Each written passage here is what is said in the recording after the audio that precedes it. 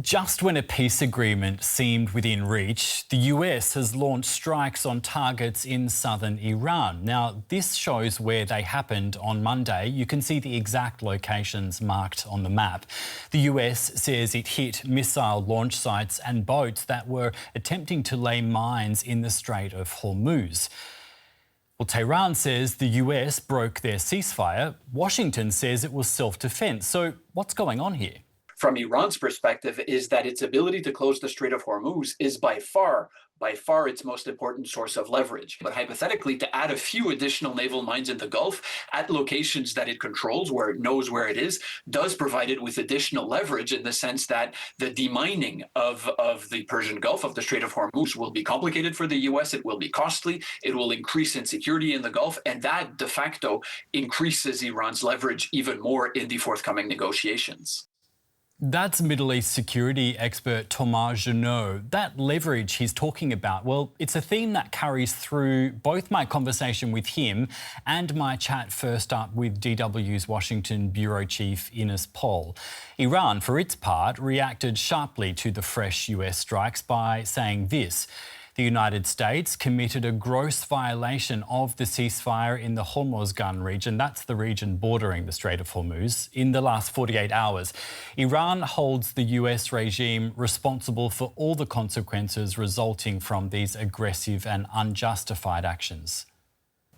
We can speak now to DW's Washington bureau chief Ines Pohl. Hi there, Ines. Talk to us through the reactions to these strikes that you're seeing in Washington.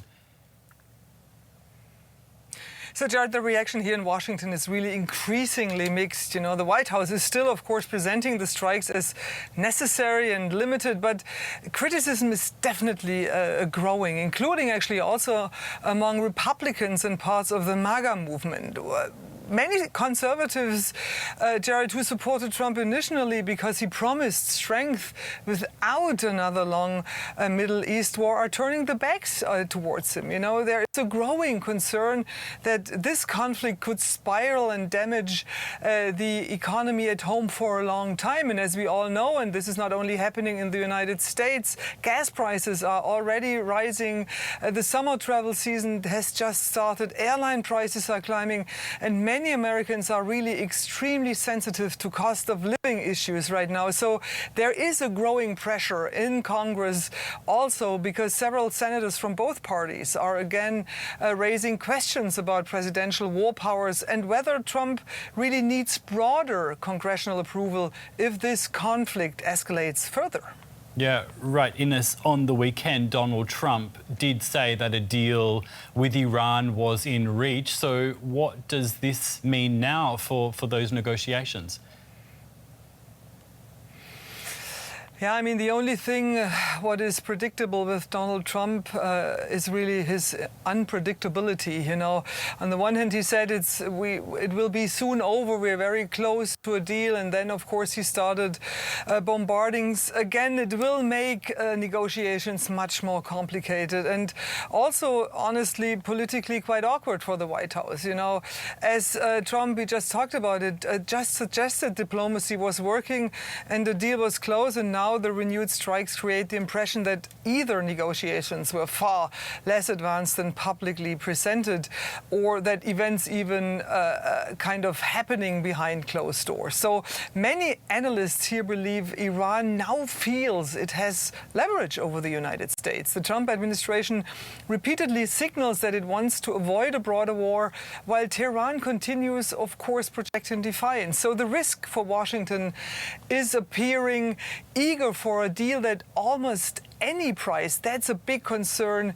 here in the United States, and critics say that weakens the U.S. negotiations position considerably. Ines, you were just talking us through a bit earlier about these domestic political pressures on Donald Trump. Tell us, what is the general mood in the US towards the war in Iran?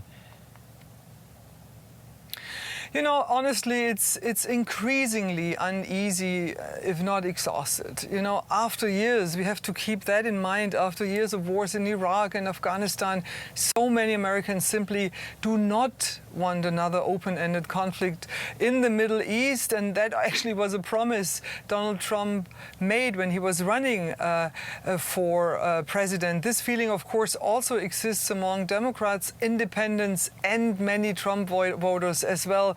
There, of course, is still some support for responding to attacks and protecting U.S. interests, but there's far less appetite for a prolonged military confrontation.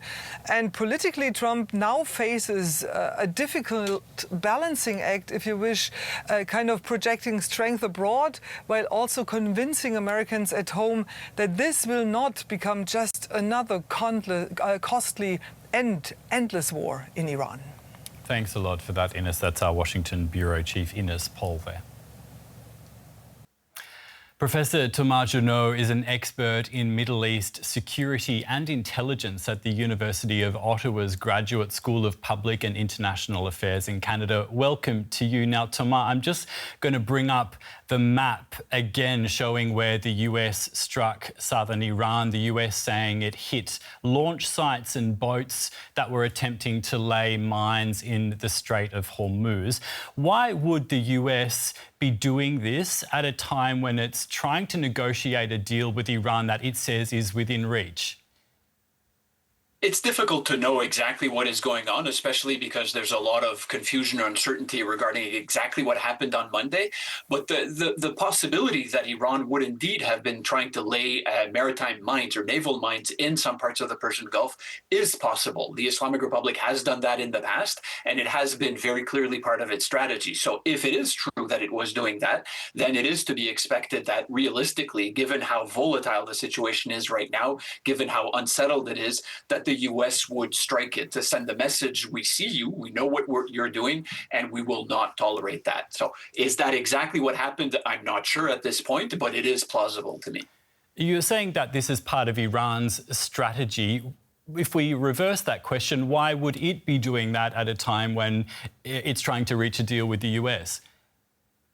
Well, I think Iran is trying to reach a deal with the U.S., but at the same time, one of the main lessons of this war since February 28th, when the U.S. and Israel launched it, from Iran's perspective, is that its ability to close the Strait of Hormuz is by far its most important source of leverage. It has been able to do that through multiple means, attacking ships with missiles and drones in particular, but also with naval mines. So from Iran's perspective, hypothetically, keeping in mind that we're not sure exactly what happened on Monday, but hypothetically, to add a few additional naval mines in the Gulf at locations that it controls, where it knows where it is, does provide it with additional leverage in the sense that the demining of the Persian Gulf, of the Strait of Hormuz, will be complicated for the U.S., it will be costly, it will increase insecurity in the Gulf, and that de facto increases Iran's leverage even more in the forthcoming negotiations. I want to talk a little bit more about that leverage a bit later, but our previous guest, Ines Pohl, was talking basically about how sensitive Americans are to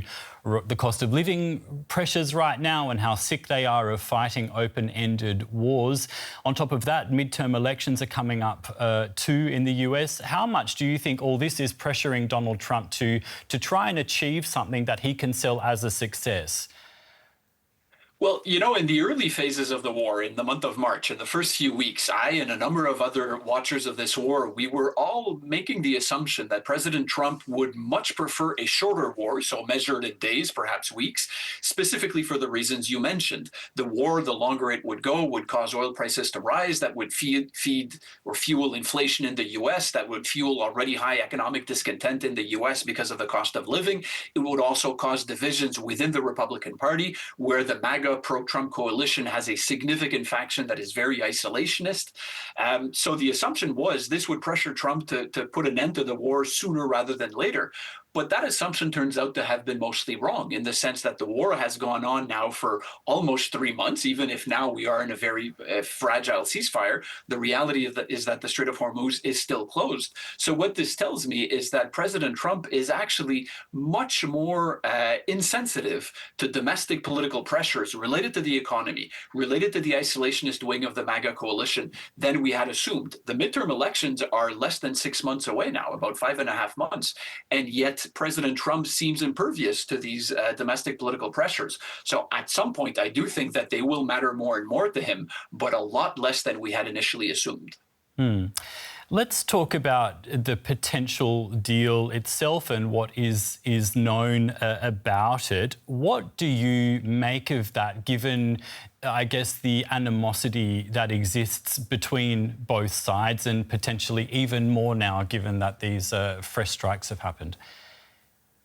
With the caveat that at this point we are speculating because we see a number of leaks in the media coming from the American side, coming from the Iranian side, but also coming apparently from some of the countries involved in the mediation of these talks, Pakistan in particular, Qatar increasingly in the last few days. So we don't know exactly what is going to happen, what is the content of what is being discussed.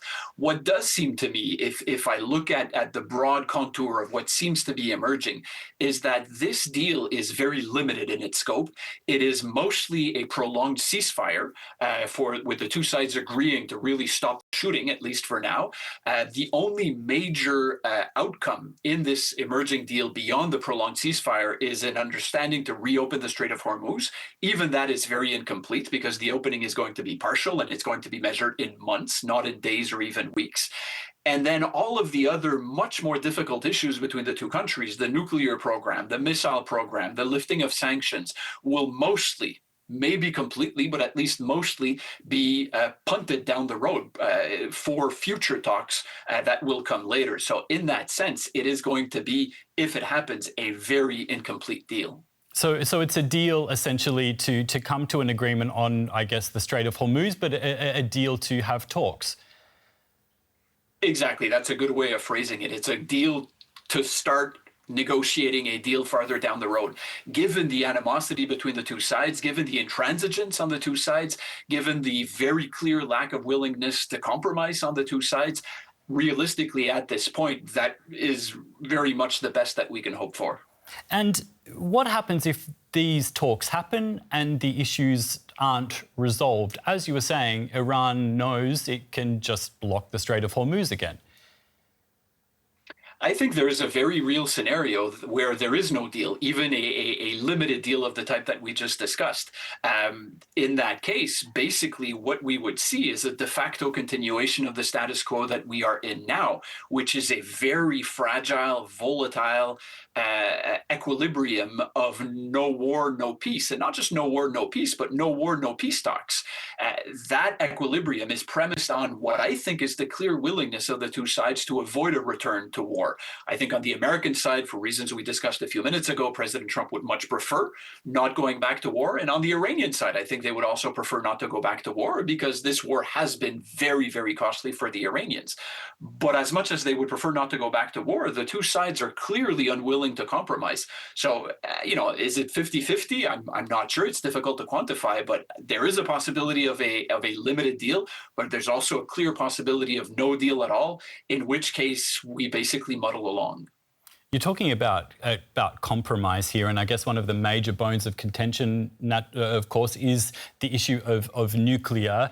There does seem to be some vagueness, though, around if Iran gives up pursuing nuclear weapons and its stockpile of highly enriched uranium. What do you make of that? It's difficult to say because the information that has been leaking on the ongoing talks has been a bit contradictory on some aspects. In some leaks, we get the impression that the nuclear issue would be completely pushed farther down the road. In other interpretations in the media, there are some contours that would already be agreed upon in this transitory deal. Even if it's the latter case, it would be very superficial and it would be very partial. The nuclear deal has been a bone of contention between the US and Iran for decades. It's not a new issue, and it's an extraordinarily complicated one.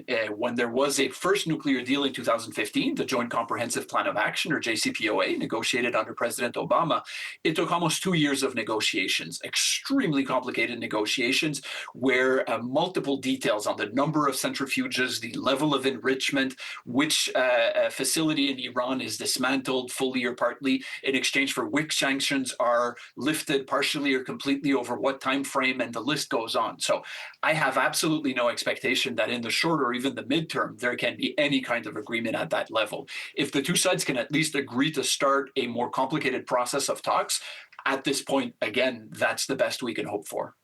But how much can Iran really give ground on when it comes to nuclear missiles, given how fundamental it sees this, I guess, as part of its long-term survival?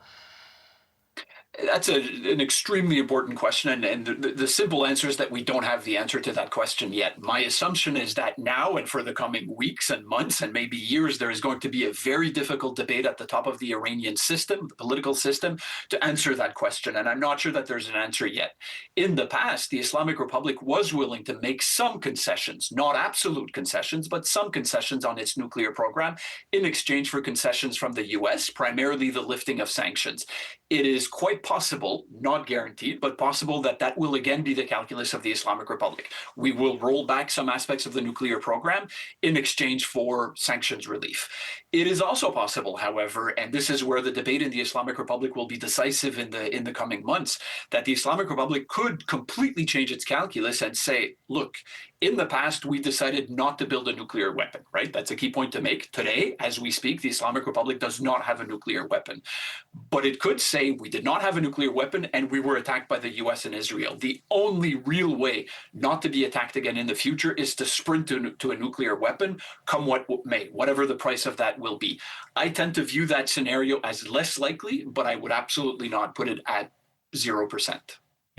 Let's stay on Iran. And of course, we were talking a bit earlier about these domestic pressures in the United States. But what about what the people of Iran think about all this? We can also add to that the internet has been partially restored today, and there were also pro-regime protests as well that have happened in the last few hours. What's going on there? What do the people of Iran themselves make of all of this?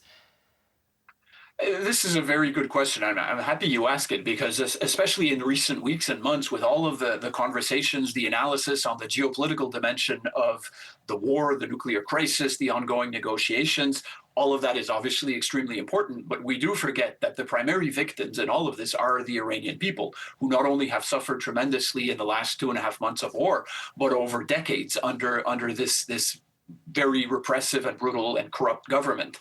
If we go back only 5.5 months ago, this seems like a lifetime ago, and a lot of us have forgotten about that. But in December of 2025 and January of 2026, there was a large wave of protests in Iran that was repressed by the government, only with the tremendous use of brutality. At least thousands of Iranians died, perhaps even tens of thousands. We just don't know how many. That massive pool of resentment against the Islamic Republic is still there. It has not disappeared. Of course, people are not going to go and protest against the regime during the war or right after the war. But as the dust on this war settles, exactly when, exactly how, I don't know. But as it settles, it is, to my mind, a matter of when, not if, protests start escalating inside Iran on Iranian streets again. It could be later this year. It could be next year. Nobody is able to predict that. But the massive pool of resentment against the regime is still there. It has not gone away. And where I think there is good reason to be especially fearful and concerned is that the Islamic Republic, as it is now reconfigured after the war, is even more brutal. It is even more repressive than it was in the past. It is even more hardline. So my assumption, and this is a tragic assumption, but I think it's the correct one, that when these protesters start going back to the streets, they will be met with tremendous violence. Very sobering way to end the interview, but we really appreciate your insights today. Thank you so much, Professor Thomas Juneau from the University of Ottawa's Graduate School of Public and International Affairs. Thank you. Thank you. Now it's time for your reactions. We'd love to hear what you think about anything Thomas or Ines have had to say on this escalation in Iran and how you see these negotiations playing out. If you enjoyed this video, please hit the like button, and if you haven't already, don't forget to subscribe. I'm Jared Reid in Berlin. Thanks for watching.